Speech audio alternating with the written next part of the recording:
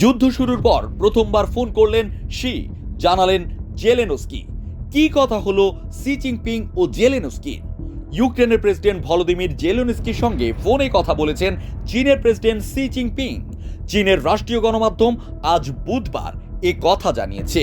গত বছরের ফেব্রুয়ারিতে ইউক্রেনের রুশ হামলার পর এই প্রথম জেলেনস্কির সঙ্গে কথা বললেন চীনের প্রেসিডেন্ট।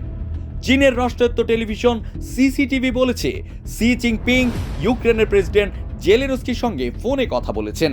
এতে বলা হয়, সি ফোন আলাপে জেলেনস্কিকে বলেছেন সংলাপ এবং আলাপ আলোচনায় এ যুদ্ধ থেকে বেরিয়ে আসার একমাত্র উপায়। চীনের পররাষ্ট্র মন্ত্রণালয়ের এক কর্মকর্তাকে উদ্ধৃত করে রয়টার্সের এক প্রতিবেদনে বলা হয়, জেলেনস্কির সঙ্গে সির ফোন আলাপ আন্তর্জাতিক বিষয়ে চীনের নির্মোহ ও নিরপেক্ষ অবস্থান এবং একটি গুরুত্বপূর্ণ দেশ হিসেবে তার দায়িত্ববোধেরই প্রকাশ।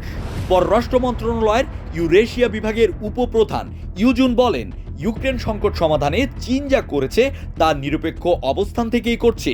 যদিও এই সংখ্যাতে বেইজিং দাপ্তরিকভাবে নিজেদের নিরপেক্ষ দাবি করে আসছে, সি কখনোই রাশিয়ার আগ্রাসনের সমালোচনা করেননি।